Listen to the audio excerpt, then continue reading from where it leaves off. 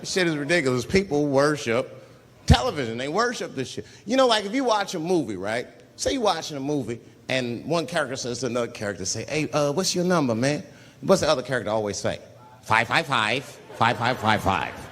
You know why we got to do that? Because stupid ass people go to the movies and then go home and try to call the characters that they just saw. Hello, is Indiana Jones here? No, motherfucker, he's fake. It's not his number. And to be honest, this is the worst time in history to be a black celebrity. Fuck, they locking all our stars up. It's hot right now for black celebrities. I knew it was bad when Kobe got in trouble. I said, this is a wrap for us. He's one of the most wholesome dudes we had.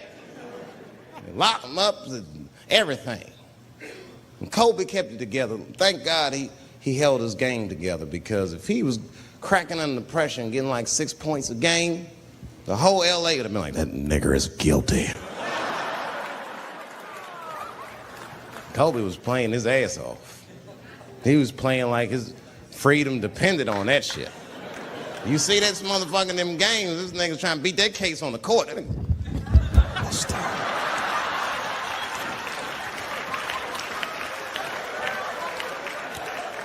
Like the judge threw him the ball, like, play for your freedom.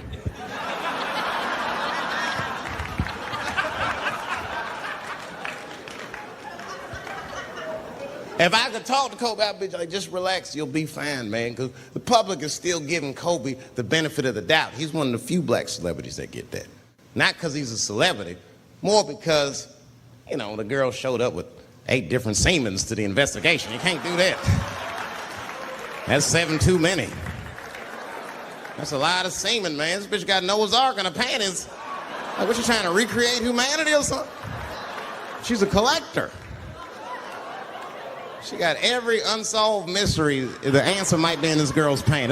That's the first place I look. OJ's other glove is in there. Bigfoot's footprint. 3 CSI reruns is in that motherfucker. We got the most diabolical draws ever. Fuck being a celebrity. This is not the time to be a black star. They locking all our stars up. Black celebrities, this is a witch hunt for us, man. God damn it. It's all OJ's fault. Ever since OJ got away, white people have just been locking up our stars one by one. It's true. And it's not even OJ's fault. It's our fault. We celebrated too openly when OJ got acquitted. We should have been quiet about that shit. As soon as they're not guilty, niggas just oh, in your face, nigga, in your face. It hurts, don't it? It hurts. Burns, doesn't it, nigga? Ooh, that justice system burns, doesn't it? Welcome to my world, motherfucker, all that shit. White people wanted OJ's ass bad. City of LA spent over $12 million just trying that motherfucker. And the look on white people's face when he was acquitted, priceless. Priceless.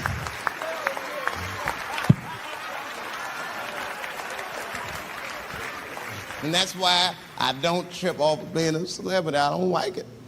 I don't trust it. Because 1 minute they all love you, the next thing you know, you're in front of that courthouse dancing on top of a car just trying to figure out what the fuck happened to you.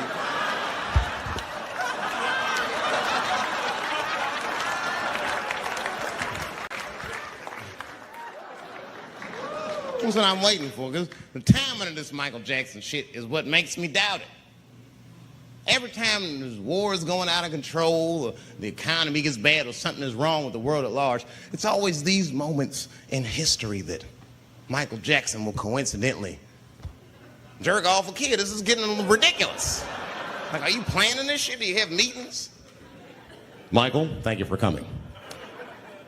As you know, Michael, the war has not been going as well as we expected. There's been a lot of hiccups, and the public is asking us a lot of questions, of course. And, well, Michael, there's no nice way to say this, and all I know how to do is be direct, so let me just be direct.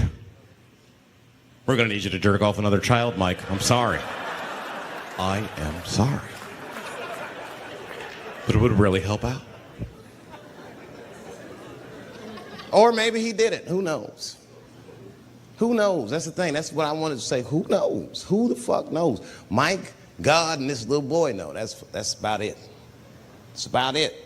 The only reason that I can even talk about this shit is because everybody is speculating. They all think he did it. And I don't think he did it. I'm alone in this. I don't think he did it. I'm not going to say I don't think he did it. That's too strong.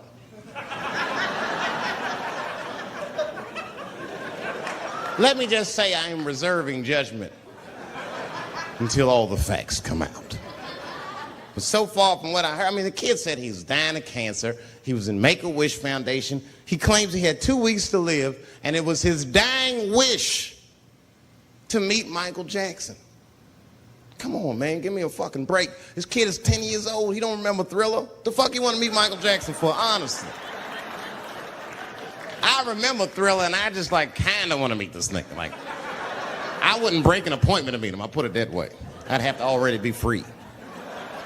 That's ridiculous. It's like if I'm dying in 2 weeks and go, oh, mama, get me in the room with Chubby Chuckle. I wouldn't want to meet that motherfucker. My last 2 weeks. Why not Usher or somebody like this? So then the kid claims he goes to Michael's house. This is where it all gets crazy. He does everything you'd expect at Michael's house. They climbed trees and rode roller coasters and Ferris wheels. The chef made cookies, pies, and cakes. They was petting the monkey and the giraffe, sang songs, kid shit. And in the middle of all this childlike activity, for some reason, Mike pulled out some wine and some pills and sucked his kid's dick. Folks, it hurts me to say it. And the kid had the nerve to call that abuse. Motherfucker, that is a good host. God damn, what else do you want? What else do you want? I'm lucky to get a glass of grape drink at my friend's house. Let alone a roller coaster ride and my dick sucked.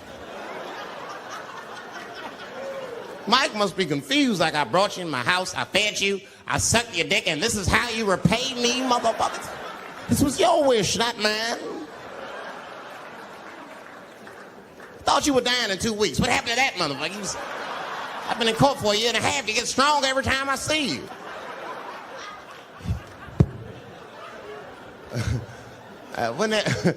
This is fucked up. I shouldn't even say this fuck. Wouldn't it be some ironic shit if they found out through this case that the cure for cancer was Michael Jackson sucking your dick somehow? Like if Mike had powers like Green Mile and all the kids like, please, Mike, suck our dicks. Never again. He didn't appreciate it. Can we at least study your saliva?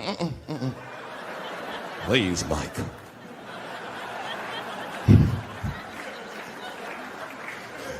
It just doesn't stop, though. It just doesn't stop. And the only reason I can talk about Mike is because he's a freak. He is a freak. That's why people let you talk about him. Because if I brought up Catholic priest fucking kids, it'd get quiet as shit. But when Michael Jackson does it, it's okay because he's a freak. His face is all cut up. But just remember, when you look at that thing that he calls his face, that he did that for you somehow. Somehow he thought maybe it'll help. Maybe people will like me more if I turn myself into a white, ghoulish-like creature. I don't know what the fuck it is, but he did it for you.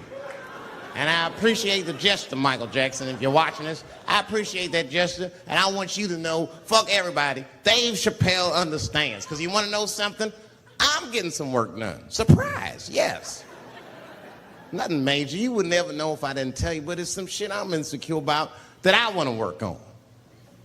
If you must know, I'm getting Botox done on my balls to get these wrinkles out. Finally, I have these shits smooth as eggs. No, I can't wait. I cannot wait. And I'm not stopping there. That's just phase one, baby. I'll be like Bob Vila, these old balls. I'm fixing them up. I'm plucking all the hair out. I gotta make room. I know this. I gotta make room. I'm gonna tattoo a gangster-ass face on them. Mean expressions like this. And then I'll grow the hair back on the bottom so they got beards like me. And then I'm hitting that beach and looking for ball suckers. I'm gonna wear some high shorts, just like this. And walk up to women with a confidence I've never had before. Pardon me, miss. I don't mean to be rude.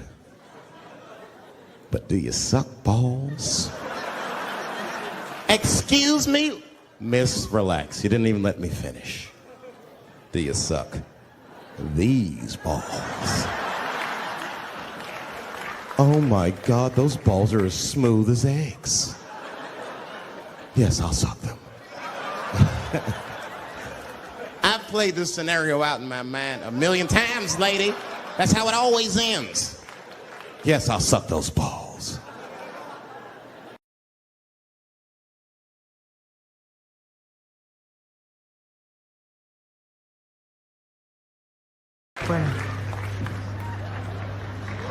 That's what I'm waiting for, because the timing of this Michael Jackson shit is what makes me doubt it.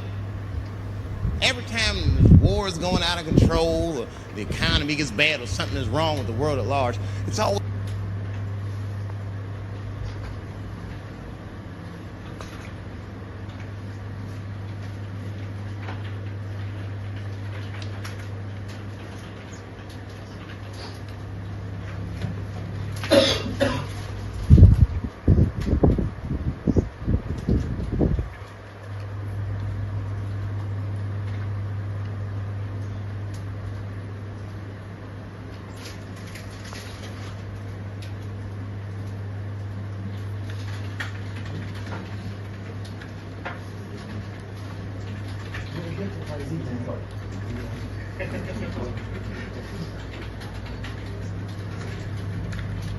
Everything's funny till it happens to you.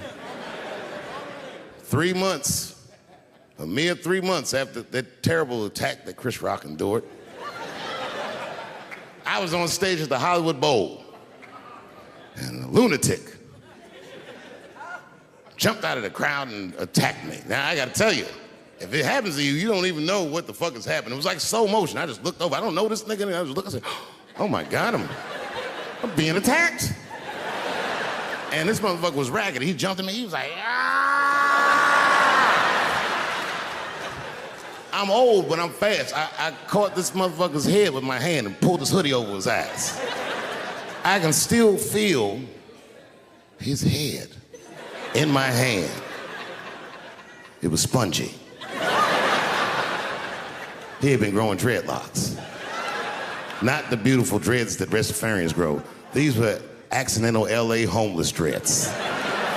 This shit had leaves and sticks and bottle caps and shit in it, some kind of grease. I was like, ugh, like this. And then I fell down. And he knocked me all the way on the ground. And I was like, man, this is a bad situation. I don't know if I'm gonna die or what's gonna happen. But in that moment of vulnerability, you know what occurred to me that had never occurred to me before in my life?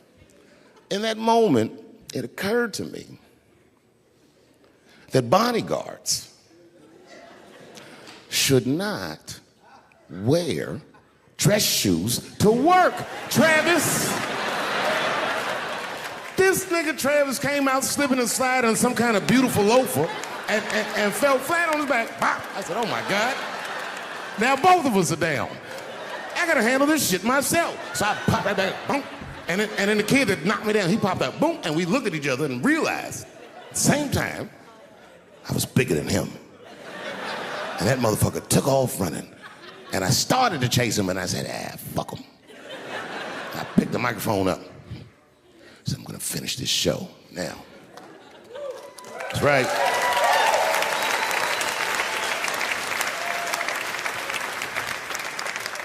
For 3 months before that, I'd been making fun of Chris Rock. And people would ask me all the time. They'd say, Dave, what would you do if you were Chris Rock and Will Smith slapped you in the face? And to this day, the answer is the same. Well, I don't know what I would have done. I've never been in a situation that extreme. But I do know now what Will Smith would not have done. And that is enjoy the rest of his evening. Man, listen. We gave that kid a good wall. We was whooping his ass. Not we, I mean, I was on stage trying to think of a joke to tell, but they was beating this nigga up right behind me. Everybody could see it.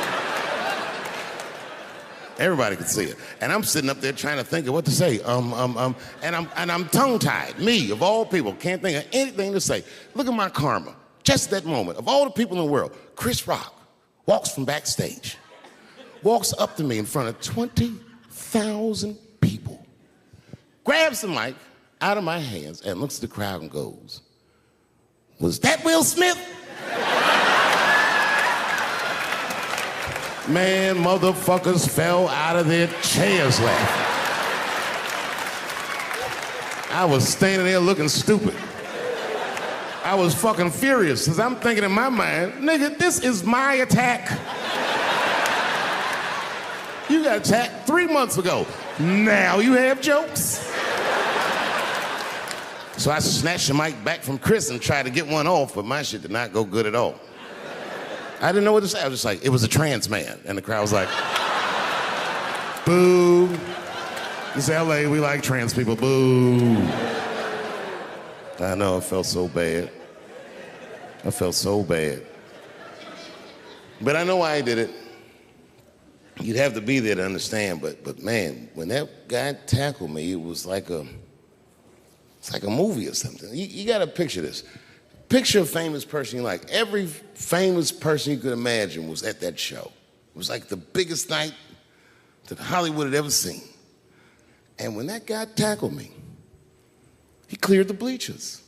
I had to watch the tape afterwards to know this happened, but as soon as he tackled me, Jamie Foxx was the first motherfucker that jumped out of the crowd. He was wearing a white cowboy hat like he knew this shit was gonna happen to him. Never seen this nigga in a cowboy hat before.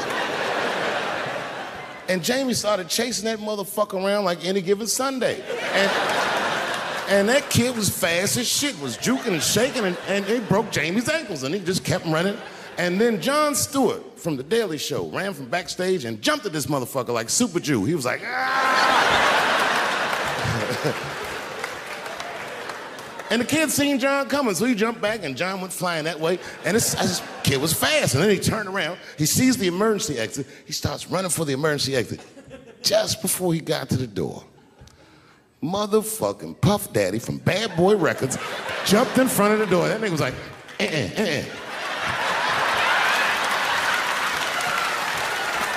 Boy, Puffy got that motherfucker. And then every celebrity just ran out, because every celebrity saw themselves in me, and they just started beating the fuck out of that kid. And I know Chris was backstage looking like, nobody helped me.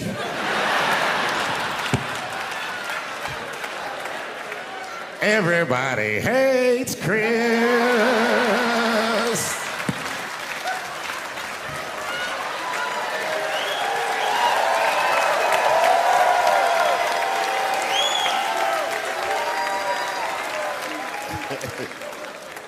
Look, it was way more intense than what you guys might have read. I don't know what you read, but the kid, while we was beating on him, reached in his waistband, pulled out a .22 caliber pistol. That shit was mayhem. Everybody started screaming, oh my God, he's got a gun. He's got a gun. And then I got scared. I was in the back, but I was scared, because I knew that everybody that was with me was armed. Yes, if they had shot and killed this kid on stage at the Hollywood Bowl, like I pay you to do, Travis.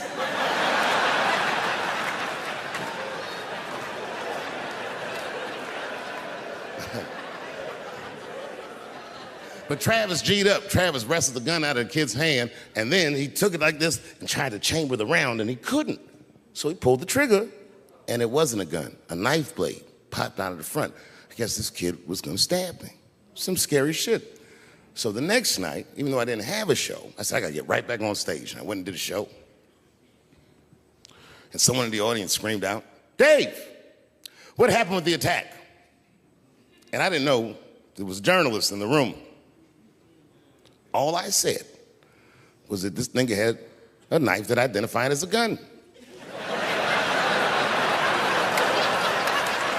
I got 6 more weeks of bad press for that joke. I didn't even do nothing to this nigga. That was not right. That was not right.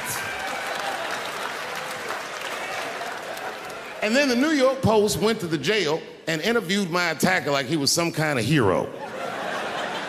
And I read that interview. It turns out the entire attack was my fault. Yes, I triggered him. I didn't mean to. I had done jokes about the homeless. It turns out this young man was homeless. And I mean, there's no way I could have known this. But I will say, for a homeless guy, this nigga had incredible seats.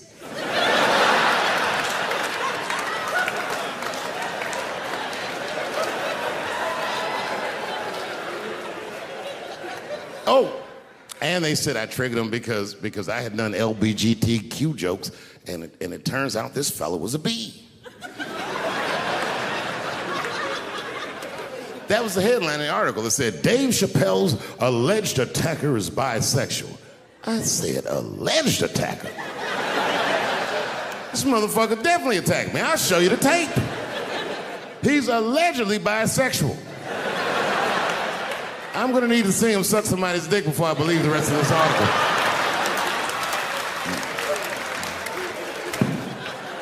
I read that shit in the paper. I was horrified. I was like, oh, bisexual? I could have been raped.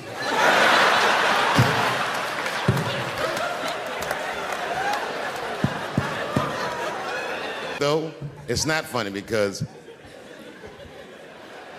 after all that madness ensued, I went to the hotel room. I was by myself, and I opened the door, and my wife was in there alone. She was sobbing, like sobbing. I said, oh my God, what's wrong with you, bitch? Did you get attacked too?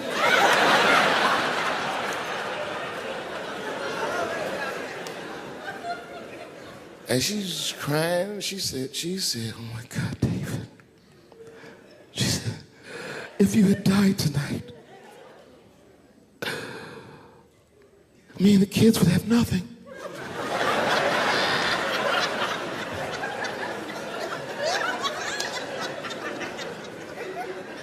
Then I knew it was serious. So I sat down on the bed next to her. And I reached in my pocket, I pulled some keys out that she had never seen before. She said, oh, what are those keys? And I gently placed them in her hands. I said, sweetheart, those are the keys to my safe deposit box. God forbid anything ever happen to me. But if it does, don't even worry about it. You and the kids have everything you need in that box. I've already taken care of it. And she was looking at them keys, and I could see her mind realize what we were actually talking about. And then she just started crying harder. And to be honest with you, that made me cry a little bit too. And we hugged each other real tight.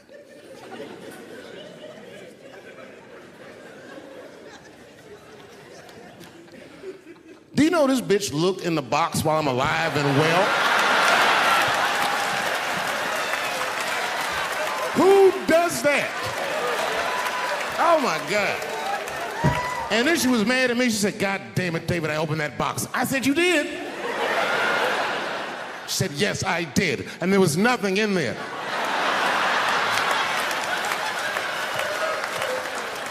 I said, nothing? Oh. She said, nothing except your stupid joke book. I said, whoosh. I said, well, sweetie, look. If you tell those jokes exactly how they're written, you and the kids should be fine. They're really good jokes.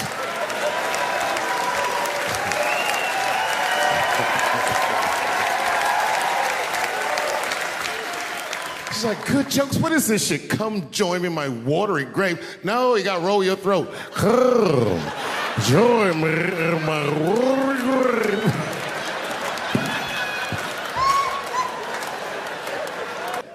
I've been married a long time. I have, man. You know, I talk a lot of shit about my wife, but I love her very much. In fact, you know, you guys wouldn't believe this about me. I'm a jealous husband. It's true. Yeah, let me tell you something. One time I thought my wife was cheating on me. Yes, nigga, yes.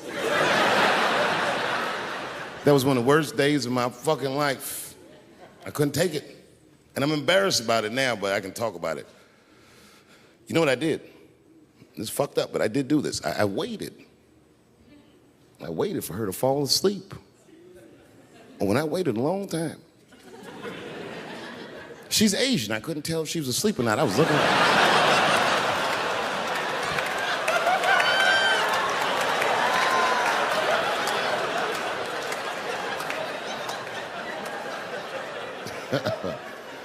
And when I was sure she was asleep, you know what I did?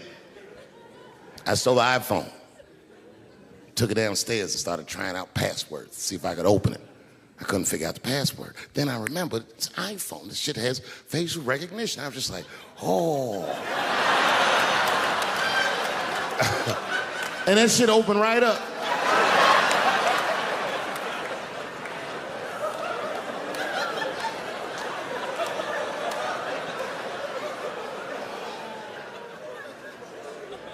And I saw a text message in there from a fellow named Earl. I don't know anybody named Earl. I woke her up out of her sleep. I said, wake the fuck up. Who the fuck is Earl? And she said, David, what are you talking about? Oh, don't you play dumb with me, bitch. I done opened your phone. Who is Earl? And she said, oh my God, David. That's gay Earl from the hair salon. I said, word, what am I, a dummy? How am I supposed to know this nigga is gay? And she was calm. She said, read his text and look at his pictures. I started reading the text. This fella sure does spell girl with a U a lot. And I switched over and looked at his pictures, and I couldn't believe it. This fella looked gay and still pictures. His mouth was open in every shot.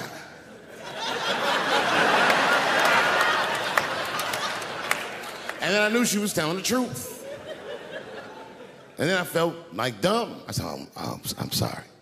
I'm sorry. Okay, I'm sorry. Here, take your phone. I'm sorry. Just go back to sleep. I am sorry. I guess I just been insecure because all this cheating I've been doing. Good night.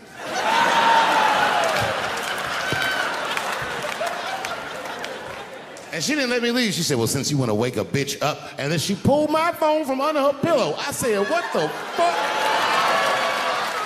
She said, who is this bitch in this picture? I said, how'd you open that phone? She said, it was easy, nigga. All I had to do was mash my nose and go like this, and then open right up. I said, what the fuck? I'll tell you another story. Now I'm 18 years old. I'm living in New York City, and I just finished my first road tour, which was a very difficult tour. I'll spare you the details. Now I'm back in New York, but my rent is paid, thank God. And I have $60 to my name, and a woman that I had met in Pittsburgh, a bad Dominican bitch,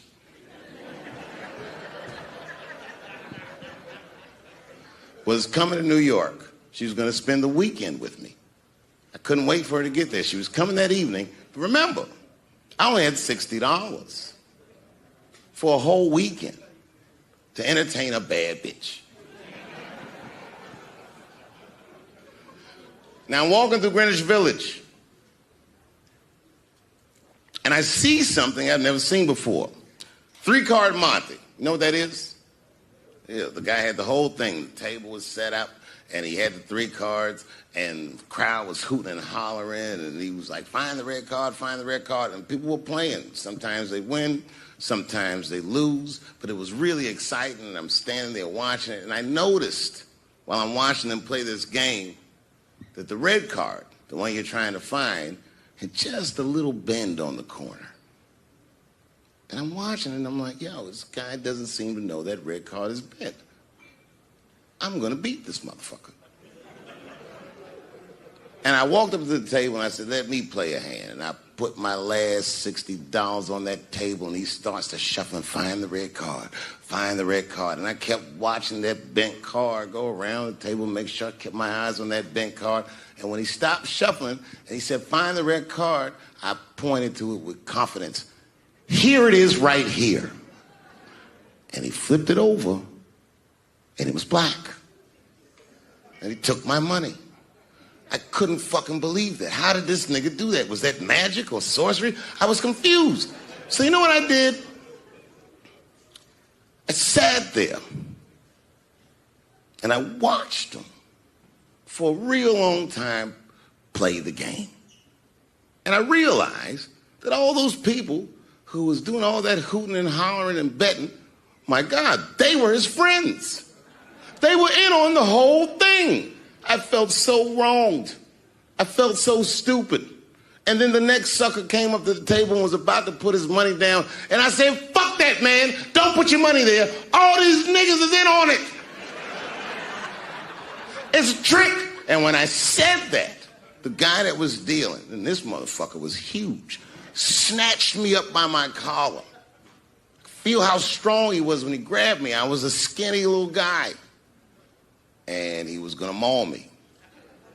The only reason he didn't, I'm sure, is because he saw the fear in my face. And that fear, he looked at me. I saw his eyes go from hard to soft. He softened. Then he looked at me like the way a father would look at a child. And he said to me, young man, don't ever come between a man and his meal. I never forgot that either. Most niggas would have to run the streets for years to learn a lesson that profound. It took me 2 seconds. Never get between somebody and their paper. Taking a man's livelihood away from him is akin to killing him.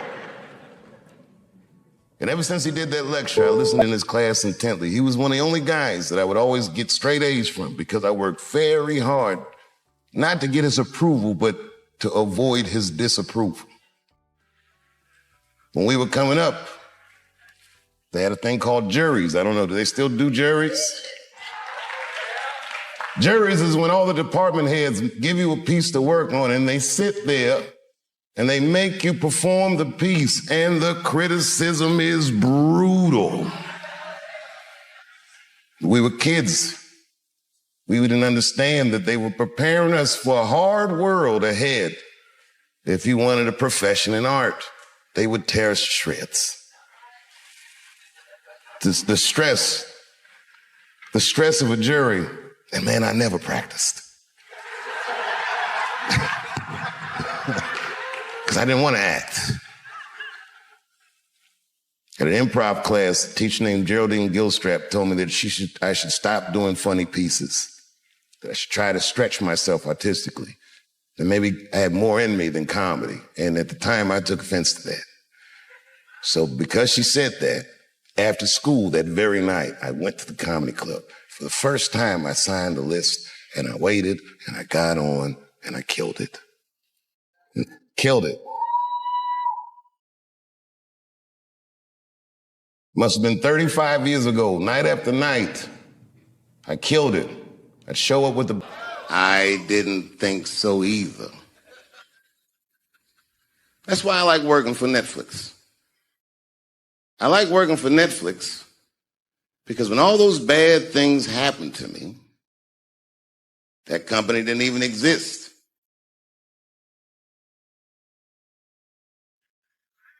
And when I found out they were streaming Chappelle's show, I was furious. How could they not know? So you know what I did? I called them and I told them that this makes me feel bad. And do you want to know what they did? They agreed that they would take it off their platform just so I could feel better. That's why I fuck with Netflix. Because they paid me my money. They do what they say they're going to do, and they went above and beyond what you could expect from a businessman. They did something just because they thought that I might think that they go wrong. And I do. I think if you are buffering, streaming that show, you're fencing stolen goods. Stop that. Stop it. And I'm not up to my head, Dad. What? I believe that they gave me a raw deal because this fucking industry is a monster. It's the same monster that these Me Too bitches was trying to tell you about. But they hate the monster for how it fucks. And I hate that monster for how it eats. But my God, man, it's the same monster. That terrible attack that Chris Rock endured. I was on stage at the Hollywood Bowl, and a lunatic jumped out of the crowd and attacked me. Now, I gotta tell you, if it happens to you, you don't even know what the fuck is happening. It was like slow motion. I just looked over. I don't know this nigga. And I just looked and said, oh my God, I'm being attacked. And this motherfucker was ragged. He jumped at me. He was like, ah! I'm old, but I'm fast. I caught this motherfucker's head with my hand and pulled his hoodie over his eyes. I can still feel his head in my hand. It was spongy. He had been growing dreadlocks. Not the beautiful dreads that Rastafarians grow. These were accidental LA homeless dreads. This shit had leaves and sticks and bottle caps and shit in it, some kind of grease. I was like, ugh, like this, and then I fell down. And he knocked me all the way on the ground. And I was like, man, this is a bad situation. I'm like, I don't know if I'm gonna die or what's gonna happen. But in that moment of vulnerability, you know what occurred to me that had never occurred to me before in my life? In that moment, it occurred to me that bodyguards should not wear dress shoes to work. Travis. This nigga Travis came out slipping and sliding on some kind of beautiful loafer and fell flat on his back. Bop. I said, oh my God. Now both of us are down. I gotta handle this shit myself. So I popped right back, boom. And then the kid that knocked me down, he popped out, boom, and we looked at each other and realized at the same time, I was bigger than him. And that motherfucker took off running. And I started to chase him, and I said, fuck him. And I picked the microphone up. So I'm gonna finish this show now. That's right.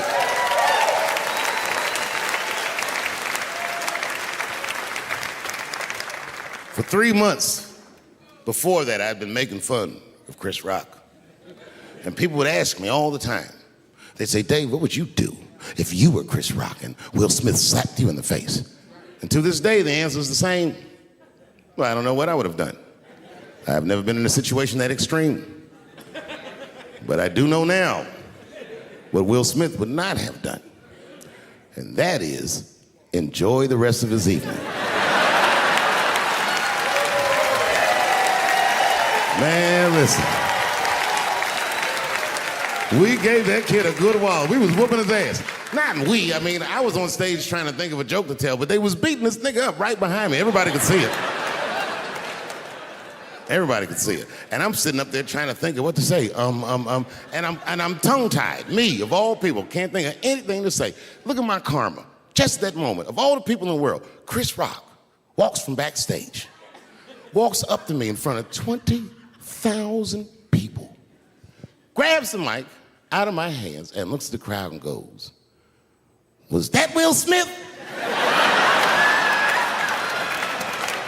Man, motherfuckers fell out of their chairs laughing. I was standing there looking stupid. I was fucking furious, because I'm thinking in my mind, nigga, this is my attack. You got attacked 3 months ago. Now you have jokes. So I snatched the mic back from Chris and tried to get one off, but my shit did not go good at all. I didn't know what to say. I was just like, it was a trans man. And the crowd was like, boo. This is LA, we like trans people, boo.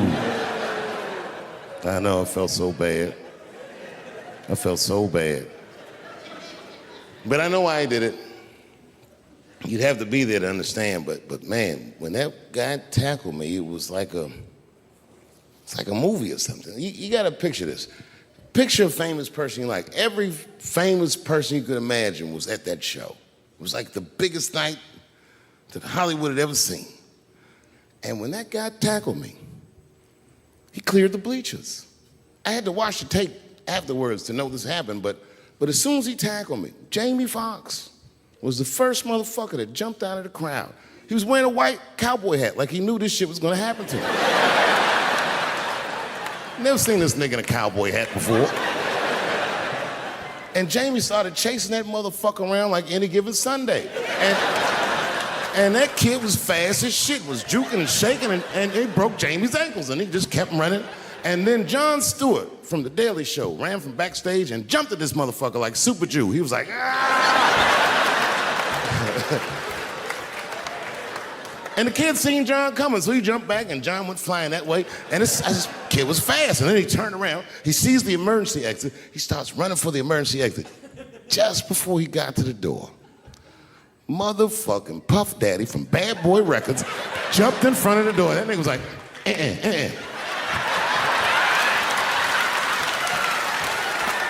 Boy,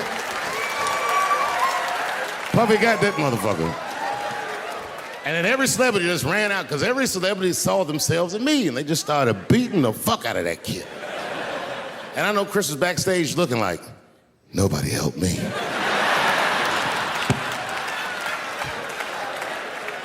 Everybody hates Chris.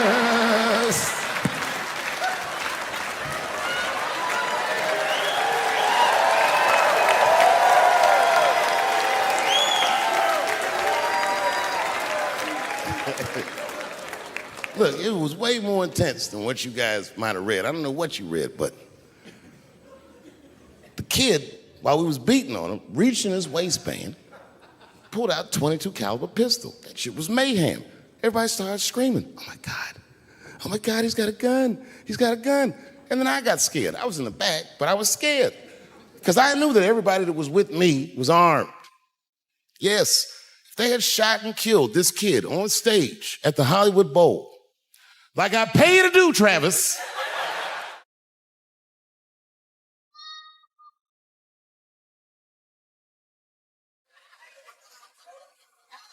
but Travis G'd up. Travis wrestled the gun out of the kid's hand, and then he took it like this and tried to chamber the round, and he couldn't. So he pulled the trigger, and it wasn't a gun. A knife blade popped out of the front. I guess this kid was gonna stab me. Some scary shit. So the next night, even though I didn't have a show, I said, I gotta get right back on stage. I went and did a show. And someone in the audience screamed out, Dave, what happened with the attack? And I didn't know there was journalists in the room. All I said was that this nigga had a knife that identified as a gun. I got 6 more weeks of bad press for that joke. I didn't even do nothing to this nigga. That was not right. That was not right. And then the New York Post went to the jail and interviewed my attacker like he was some kind of hero. And I read that interview. Turns out the entire attack was my fault. Yes, I triggered him. I didn't mean to.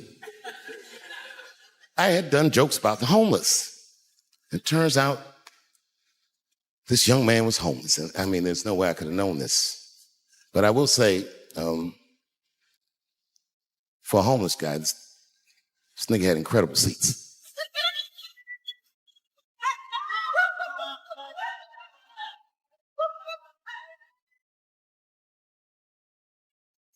Oh, and they said I triggered him because I had done LBGTQ jokes, and it turns out this fellow was a bee. That was the headline in the article. It said, Dave Chappelle's alleged attacker is bisexual. I said, alleged attacker? This motherfucker definitely attacked me. I'll show you the tape. He's allegedly bisexual. I'm gonna need to see him suck somebody's dick before I believe the rest of this article.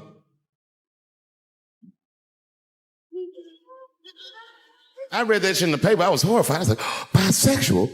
I could have been raped.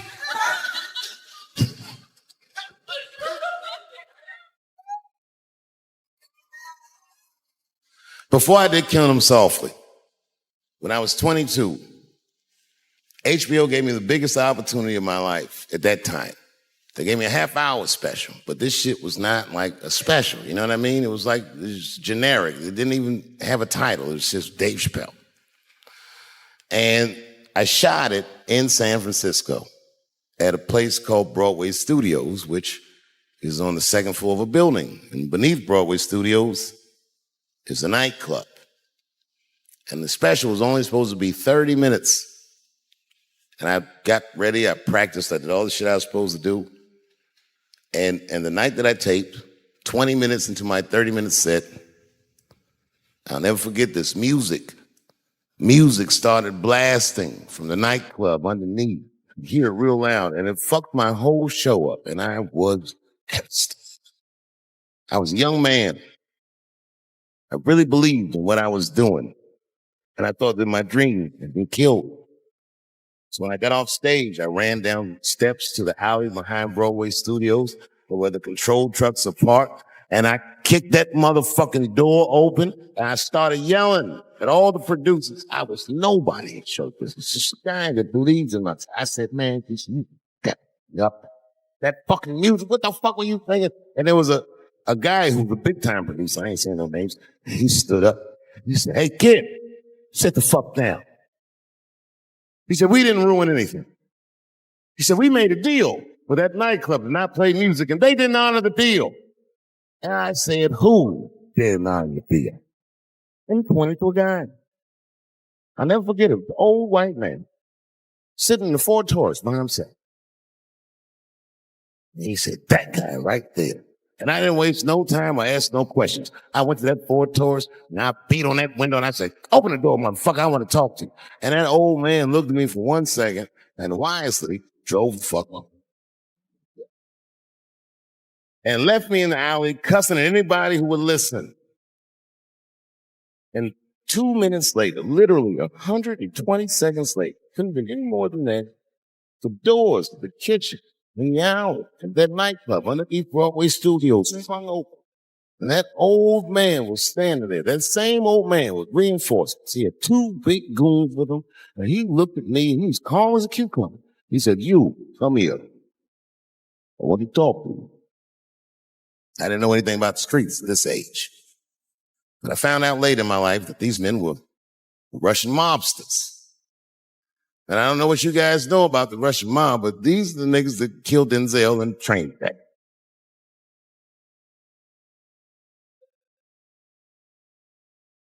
And all the producers knew what I was up against. They said, Dave, do not go in there. And I said, fuck y'all. And I walked right into that kitchen, and they closed the doors behind me, and it got dark as fuck in there. And I knew, I'm not dumb, I knew I was in a bad situation. So you have to understand, I believed in what I was doing, and I didn't give a fuck. Just kept cussing, keep that. Telling them how they ruined my life. And that old man couldn't believe that I was talking all this shit. And as soon as I took a breath, he stopped me gently. He said, hey, kid, listen. Your friends lied to you. He said, we made a deal. Your friends never paid me. When he said that, I realized I was locked in the kitchen.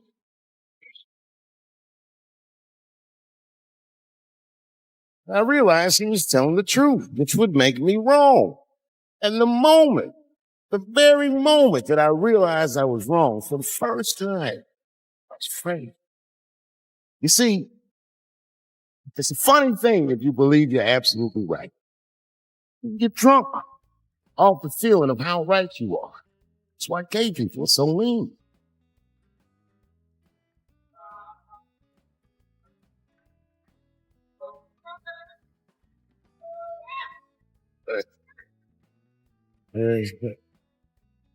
But I didn't buckle. You guys would have been very proud of me. I was scared, but I didn't buckle. I said, well then, sir, I owe you an apology. But I believe that no matter what reason that music was playing, it ruined my life. And that old man looked at me, sympathy in his eyes. He walked over to me, gently placed his hand on my cheek. He said, I gotta tell you, it's a very emasculating thing you did. I was standing there looking at this nigga's hand on my cheek, like,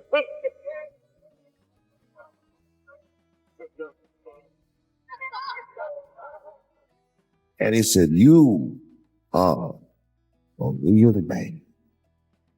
Very much. Real soon. Just like that. Doors opened back up. The lights in the alley flooded in the kitchen. And I just walked out of line. I lived to fight Another day. Thank you. Thank you very much.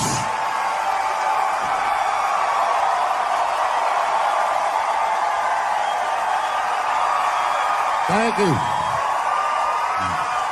What's going on? Good to see everybody out here tonight. Thank you. Hey, have a seat. Everybody be comfortable and relax. Oh my gosh, good to be back in Austin, Texas. It's good to know that plaid is back in. Most of the dudes I meet around these parts are dressed like a dyke in New York, so I'm glad to see that.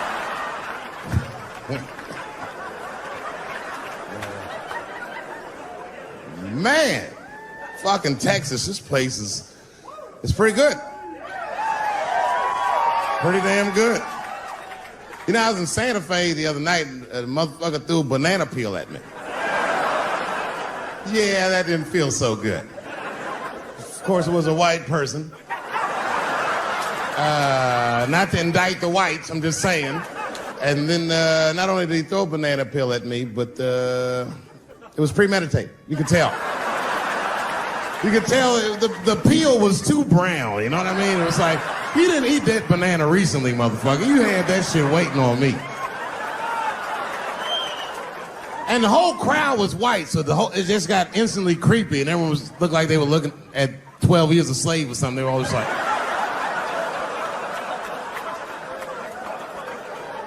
Who the fuck does that? And then they arrested the guy, which was... I said, someone's gonna fuck you in the butt in the holding cell. You know that, right? Can't just be throwing banana peels at Dave Chappelle. They're not gonna let you get away with this.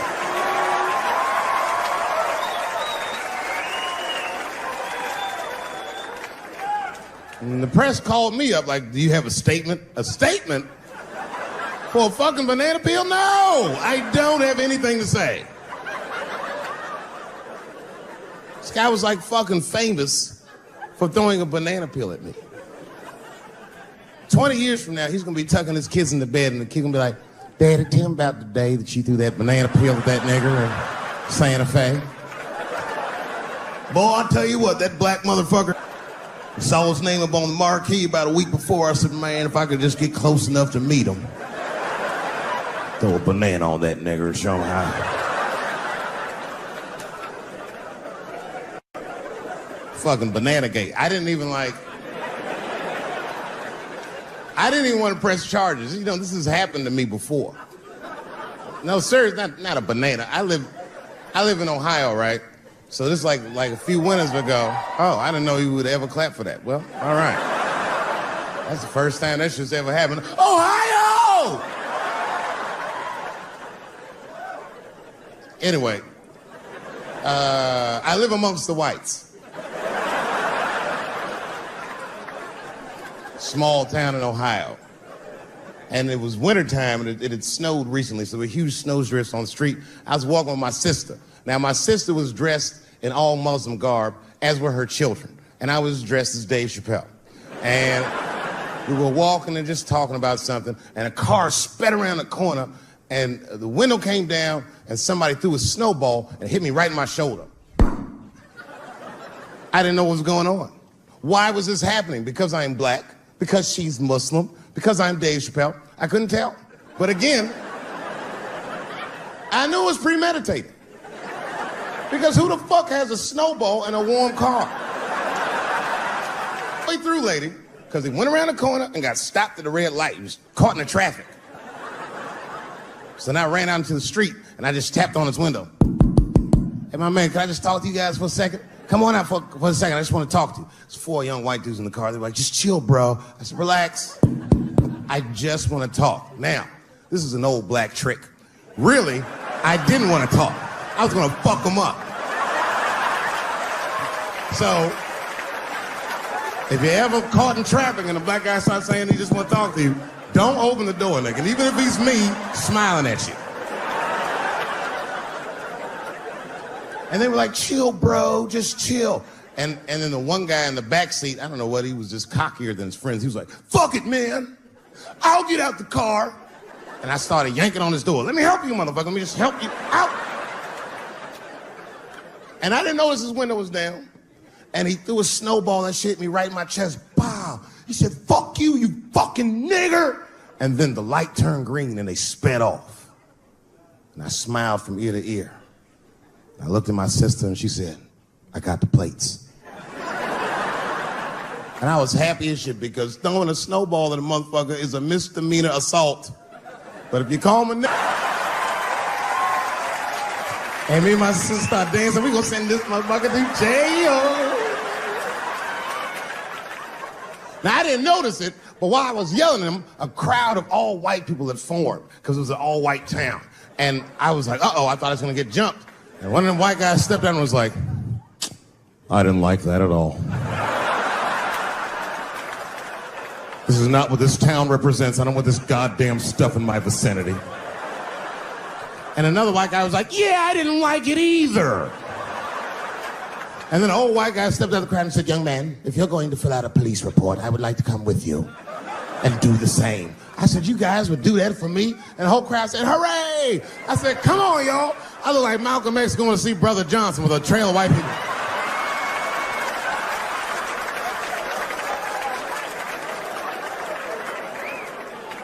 Unreal.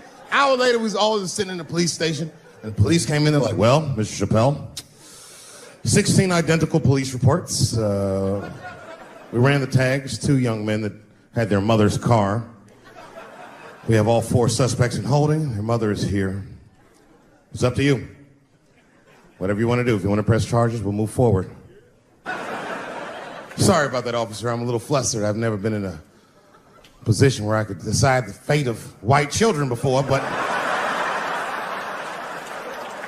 it's weighing heavy on me, sir. And I really can't decide. And I saw a lady pacing back and forth in the hallway, and I said, is that? He goes, yes, that's their mother. But can I speak to her before I make a decision? And when the mom came in, she saw it was me. She busted out crying. Oh, God, oh, no, I don't want him to go to jail. I am so sorry. I didn't raise him to do this. We love your comedy. We love you at the house. I said, miss, please, just, all right, look, I don't necessarily want your son to go to jail either. But what he did was pretty fucked up. So, is there something we can do short of jail just to let him know that he's wrong? She goes, oh, I don't know. What did you have in mind? Miss, I've never been in this position before. Oh, you know what we could do? I don't know if I'm asking too much, but maybe if you could just suck my dick a little bit. Just a little bit. I'm not gonna finish. I just want you to do it enough so that I can tell him you did it. I'm kidding. I wouldn't do that to anybody's mother. Maybe my kid's mom, but that's it. But you know what I like about San Fran, and the reason I picked this city to do my special was because of all the major cities in America, somehow people get along here better than anywhere else I've seen in the country. That's right. That's right. And I always admired San Fran for that. And today I realized how you did it. Put all the niggas on the other side of that bridge. There's nothing, this shit ain't happy on that side. You leave San Francisco like, bye, thanks for coming to San Francisco. Come back in April, we're having a sale on Birkenstocks. As soon as you get to the other side, welcome to Oakland, bitch. Quick, quick.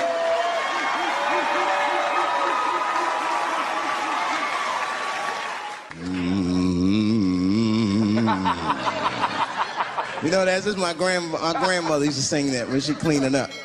That's a Negro spiritual. Black work song. Not everybody know about that. I know. See, white people, you guys might whistle when you work. You dig? But that's how you can tell what kind of work we're actually doing.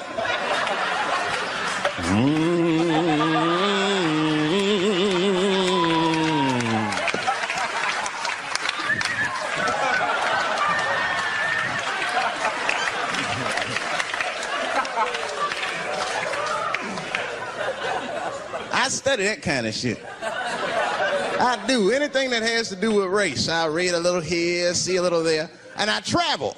That's always good. Traveling has made me a racism connoisseur, if you will. You know, it's different from region to region. Anyone ever been down south? So you guys know what I'm talking about.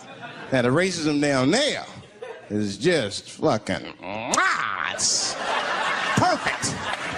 It's due to a perfection. It's comfortable, it's out in the open.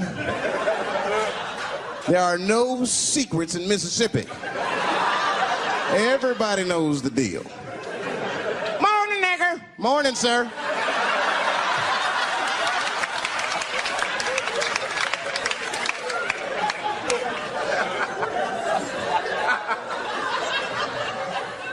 I got a lot of things to talk about tonight. First of all, I've stopped smoking weed. With black people, you didn't let me finish, motherfuckers. God damn.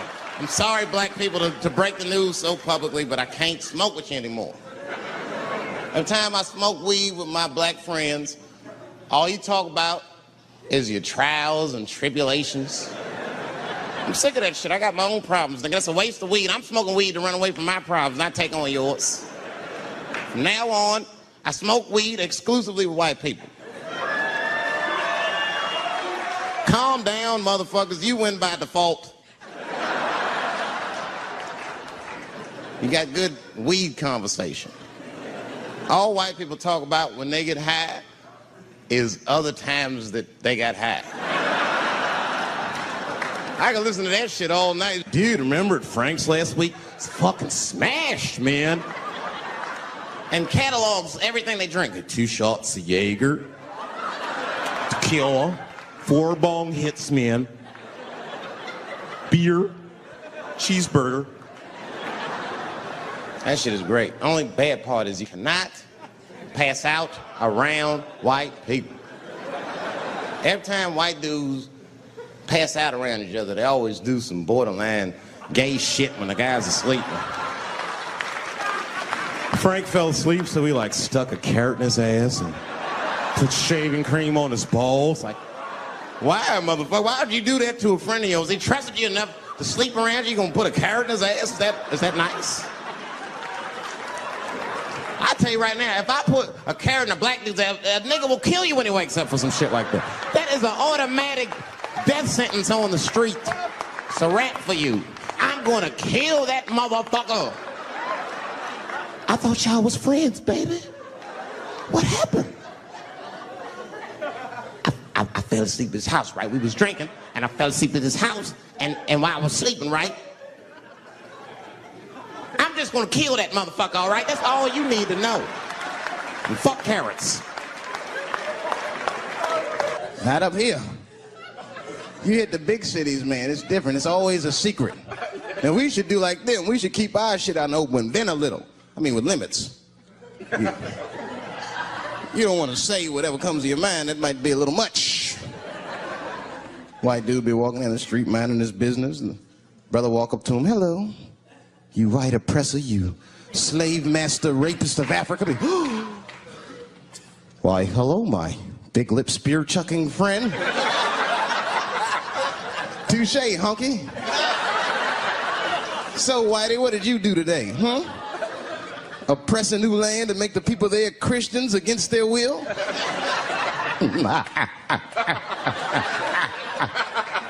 What did you do, fella? Burn those big black lips on a crack pipe as you miss your job interview? Easy, Whitey, you're cutting deep.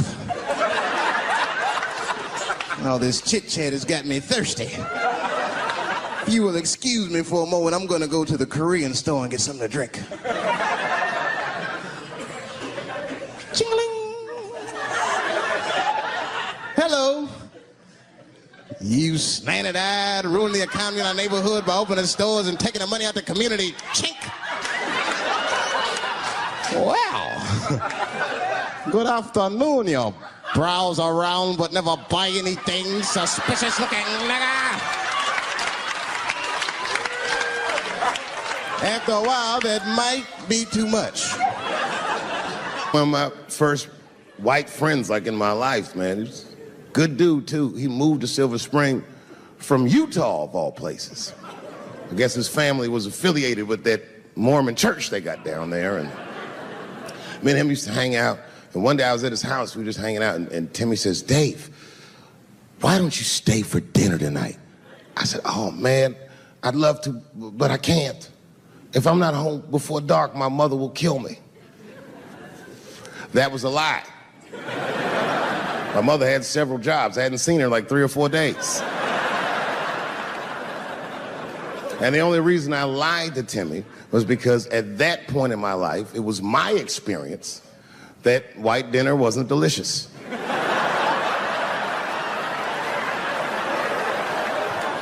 I'd rather go home and fry some bologna or some shit like that.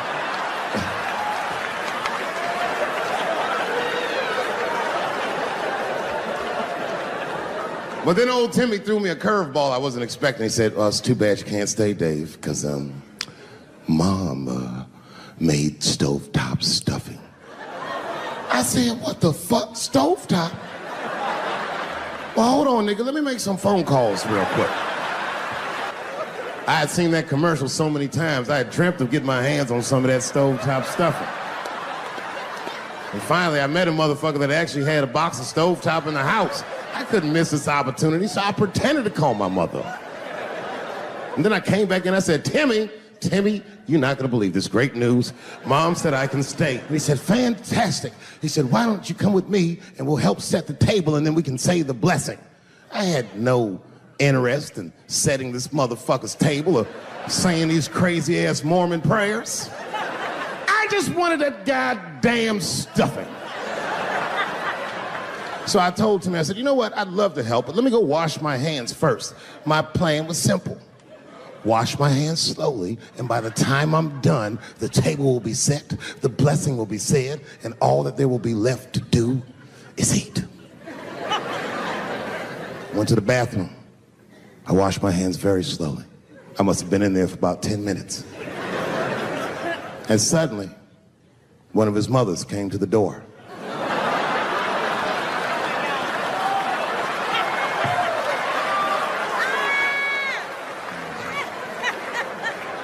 She was like, hi, David, right?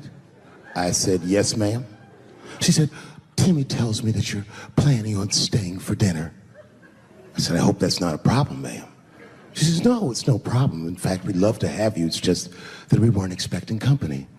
And I'm afraid there's not enough stovetop stuffing for everybody.